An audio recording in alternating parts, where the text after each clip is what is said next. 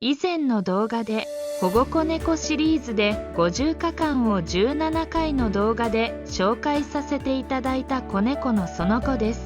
見ていただいた方は覚えておられるかもしれません。生後5日ほどで保護した時は 135g で数日経ってもミルクを少ししか飲まず 150g でした。24時間仕事場でも自宅でも一緒で授乳と排尿の世話をしたのが数日前のようです。Amazon の A4 サイズの箱に入っても小さいから広々としていました。ミルクを飲むとお腹がポンポコリンになって赤ちゃんの姿そのものでした。手のひらの乗る大きさで、彼女にとってはこの手が母さんでもあり、じゃれる兄弟でもありました。歩き出しても私の膝に乗ってじゃれたり寝たりとしていました。あっという間に 4kg を超えた立派なレディーになりました。やんちゃぶりは相変わらずですが、甘えたなのは変わらず今もついて歩いています。見えなくなっても椅子の下にいたりしてびっくりします。お姉さんの先住猫をも態度で威圧するおてんばさんです。それなのに私の腕に乗って仕事の邪魔をする甘えたで、相変わらず私のお腹に乗ってお手入れをしたり、眠ってしまったりとくつろいでいます。でも、一人になりたい時もあるようで、そんな時はさっさとベッドに行って一人で寝ています。最近の彼女のマイブームは紐で遊ぶことです。買ってきたおもちゃよりもただの紐が一番お気に入り。こちらが遊び疲れて紐を離しても、それを加えて私の目の前まで持ってきて、もっと遊べと暗黙の催促です。この催促で紐遊びは無限ループの世界に入り込みます。そんな折、プレゼントが届きました。3種類の猫たちが喜ぶものが入っています。早速、一つの箱を開けると爪研ぎ付きの猫ちゃんハウスが出てきました。目ざとく爪研ぎを見つけて、早速バリバリと研いでいます。それらの妨害にもめげずに組み立てます。段ボールなんだけど、屋根はボックスを3つつなぎ合わせたような形状で強度があります。猫たちはすぐに上に乗るので壊れやすいのですが、これは丈夫そうでよく考えられているなぁと思います。すべてを設置した完成型はハンモックと透明棚1枚、白板棚2枚の構成です。それらの説明書を読んでいる間も邪魔しに来ます。とりあえず甘えてスリスリしたら、まるで許可を得たかのようにプレゼント品をチェックして遊び始めます。でも彼女が気に入ったのは紙の切れ端のようです。まあそれなら良いから遊んでいてください。説明書に書かれていた壁の中にある木材を探る下地センサーを用意しました。さあ、棚の取り付けです。まずピンを刺して石膏ボードかどうかを確認します。刺して針先に白い粉がついていたら石膏ボードです。その後、壁の中は見えないので、下地センサーで取り付けたい位置に木枠があるかを確認していきます。説明書が棚を取り付ける金具の間隔を正確に分かるようになっているので、壁に説明書を貼り付けます。金具にピンを刺すパーツをセットして説明書に従って切り抜いた場所にピンで留めます。まずピンを1本使って仮留めしていきます。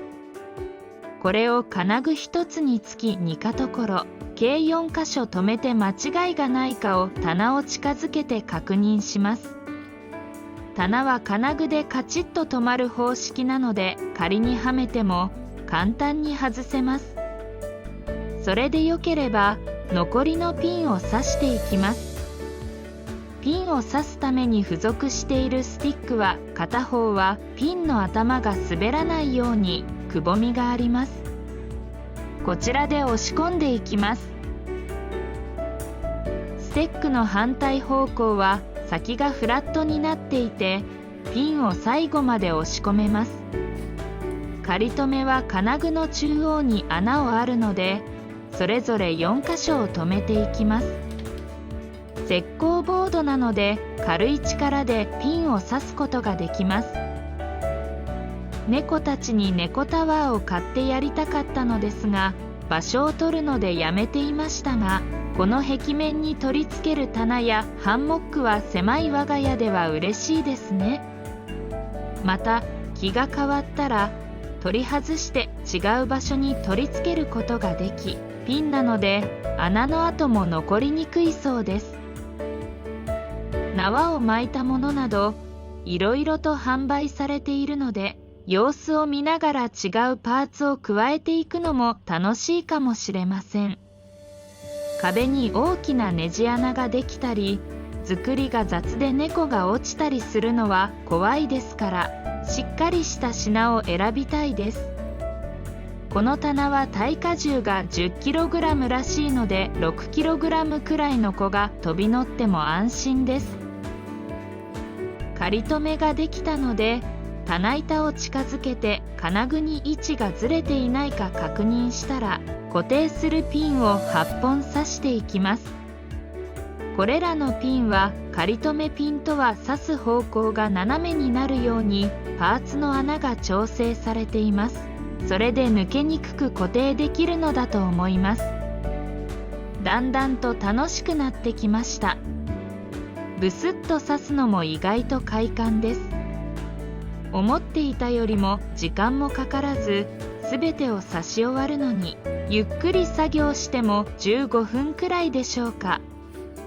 以前に猫タワーを組み立てたこともあるのですが、意外と重く楽しみながらも力仕事でした。また倒れないように天井に突っ張り棒のように留めるのですが、天井の桟のある場所でないと突き破りそうで力具合が微妙でした。そんなことを思い出しながら、棚ごとに作業できるし、場所も取らないのと軽いので女性や子供でもできそうです。親子で仲良く組み立てるのも楽しいかもしれませんね。また賃貸のお部屋の方は壁にネジ穴ができないのもありがたいかもしれません。金具には留めた後、プラスチックのカバーをはめるようになっているので、猫たちが勢いよく乗っても傷つくことがないので安心です。透明の板は下から猫の肉球が見えるタイプですから、これは楽しみです。見ているといい子して登らないので、またたびを置いてみました。早速棚板に保護シールが貼った状態なのに登り始めました。あはわは。透明棚を覗くと肉球とお腹が丸見えです。15歳のおじいちゃん猫も気になるようでです。爪研ぎハウスを足場に登っていきます。どの子も棚板まで直接飛び上がる能力があるのに、最初は慎重です。いつも無鉄砲な行動を見ているから意外な一面を見せてくれます。上にも登るように3段目にはいつも使っている猫の座布団をくくりつけてみました。安心して登るのを期待したのですが、私が見ているので怒られたらやばいと思って、みんないい子してたりすぐに降りてきます。普段から好き勝手に高い場所にどんどん登り、上から私を眺めているのにどうしたのでしょう。新しいもの好きなくせに慎重な連中ですね。でも登ったりハンモックでくつろいだりするのも時間の問題でしょうね。と私がいないときは登っているかもしれません。おもちゃを置いておくと必ず下に落ちているのでバレバレです。獲物を取る集中力はすごいのですが、後の処理まで考えていないのが彼らの可愛いところかもしれません。そんなこんなのお嬢さんの日常です。目も開いていない時に我が家にやってきて、本当に生きられるのかと心配した毎日が嘘のようです。また、機会があれば、その後をアップしたいと思います。チャンネル登録いただけると励みになります。